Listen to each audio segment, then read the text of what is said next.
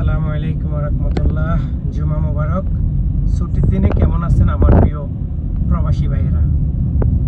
এই মুহূর্তে আমরা আছি দারাইয়া থেকে, যে দাম্মাম রোডটা গিয়েছে আপনারা অনেকেই চিনেন। দারাইয়া থেকে একদম দারাইয়া থেকে সোজা যে দাম্মাম রোডটা, এটা হচ্ছে ব্রাঞ্চ রোড দাম্মামের। তো আমি সেই ব্রাঞ্চ রোড দিয়ে এখন দাম্মাম রোডে নামবো। তো আপনাদেরকে দেখাইতেছি আসলে পরিবেশটা কতটা সুন্দর এবং কতটা দারুণ ভিউ, সেটাই দেখাইতেছি। সামনে আব্দুল্লাহ সিটি, অনেকেই আব্দুল্লাহ সিটি চিনেন, আবার অনেকেই চিনেন না। তো যাই হোক, সবাই কেমন আছেন? দেশের বর্তমান পরিস্থিতি আমাদেরকে অনেক কিছু শিক্ষা দিতেছে।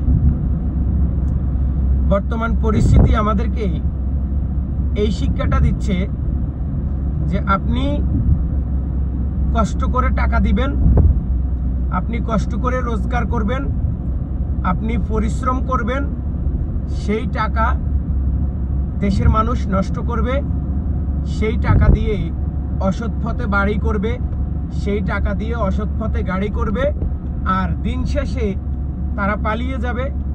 আবার 10 বছর 15 বছর পর তারা ক্ষমতায় আসবে, আবার ঠিক এইভাবে লুটপাট করে মানুষের কাছ থেকে টাকা হাতিয়ে নিয়ে তারা বিল্ডিং করবে, অট্টালিকা করবে, ব্যাংক করবে, ব্যালেন্স করবে।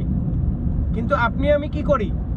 আপনি আমি প্রতিদিন, এই যে আজকে ছুটির দিন, দেখেন হাজারো প্রবাসী কিন্তু আজকে ছুটির দিন, আজকে তার কাজ করার কোনো কথাই না। কেন তিনি কাজ করবেন? আজকে তার ছুটির দিন, তিনি রেস্ট নেবেন, তিনি অপশন নেবেন, তিনি একটু নিজেকে বিশ্রাম দিবেন। কিন্তু না, এক জায়গা থেকে অন্য জায়গায় ছুটে চলতেছে। যারা ডেলিভারির কাজ করতেছে, আবার যারা ডেলি হিসাবে কাজ করে, তারাও কিন্তু বসে থাকে না। কি জন্য বসে থাকে না? যে আমি এখানে বসে থাকি কি করব? আমি একটু কাজ করি, আমি একটু কাজ করি, কাজ করলেই আমার ইনকাম হবে, এজন্য আমি বসে থাকবো না, আমি কাজ করব। তো এই চিন্তাধারাটা কিন্তু প্রত্যেকটা প্রবাসীর ভিতরে। অথচ আমাদের দেশের মানুষ, তারা রাজনীতি করবে, সাধারণ মানুষদেরকে জ্বালা যন্ত্রণা দিবে, সাধারণ মানুষের কাছ থেকে অর্থ সম্পদ হাতিয়ে নিবে, তারা দিন শেষে পালিয়ে যাবে। গতকালকে আমি যেই বাংলাদেশের দৃশ্য দেখলাম, যেইভাবে একটা নেতার বাড়ি ভাঙচুর করা হইতেছে, যেইভাবে মানুষ রাস্তায় নেমেছে, যেইভাবে মানুষ আন্দোলন করতেছে, আমার কথা হচ্ছে বাড়ি গাড়ি ভাঙলে কোনো কিছু হবে না, অর্থ সম্পদ নষ্ট করে কোনো লাভ হবে না।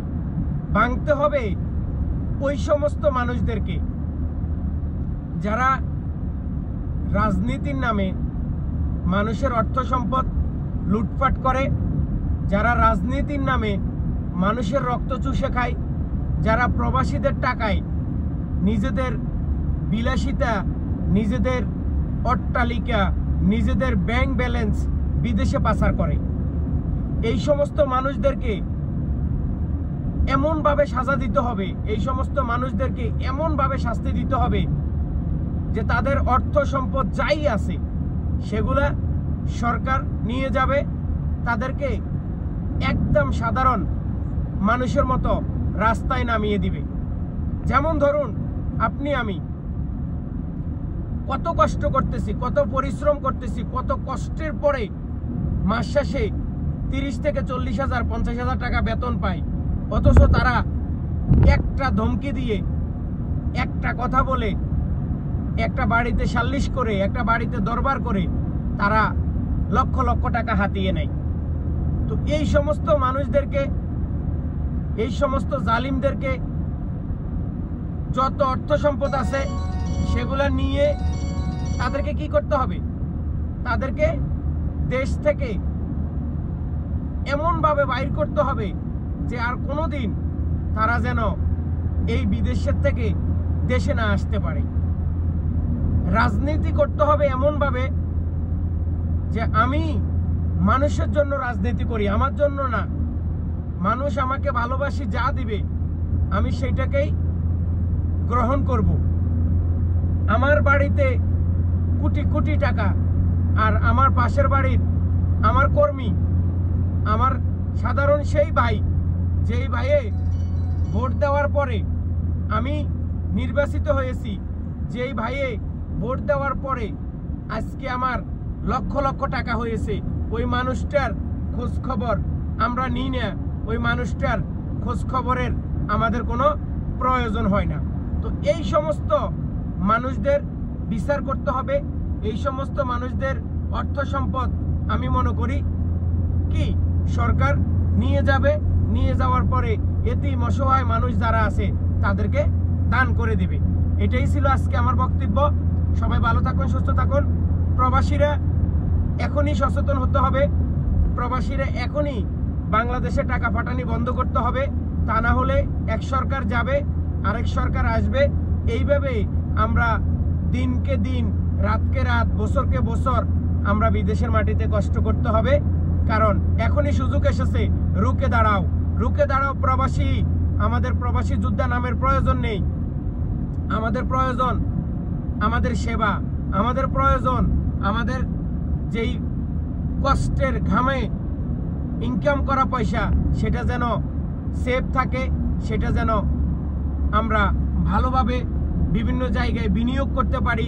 আমাদের বিনিয়োগ যেন সচল থাকে, আমাদের বিনিয়োগগুলো যেন কেউ না নিতে পারে। আমরা ব্যাংকে টাকা রাখার পরে সেই টাকাগুলো পর্যন্ত অনেক সময় দেখা গেছে কি করে, তারা নিয়ে যায়, বলে ব্যাংক দেউলিয়া হয়ে গেছে। এই সমস্ত বিষয়গুলো থেকে আমরা যেন সুন্দরভাবে বিদেশ করতে পারি, সুন্দরভাবে আমরা বিদেশ থেকে টাকা পাঠাইলে সেগুলা যেন সেভ থাকে, সেগুলা যেন আমরা আবার সুন্দরভাবে ফেরত পাই, এবং আমাদের ফ্যামিলি বা পরিবার যারা আমাদের সাথে দুর্নীতি করে তাদেরকে যেন আইনের আওতায় নিয়ে আসি, তাদের বিচার করা যায়।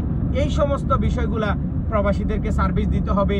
আমাদের এখনই রুখে দাঁড়াতে হবে যে আমরা রেমিটেন্স দেব না যতক্ষণ পর্যন্ত আমাদের টিকিট, ভিসা এবং প্রবাসীদের যেই সুযোগ সুবিধা দেওয়ার কথা সেগুলা যদি না দেয়।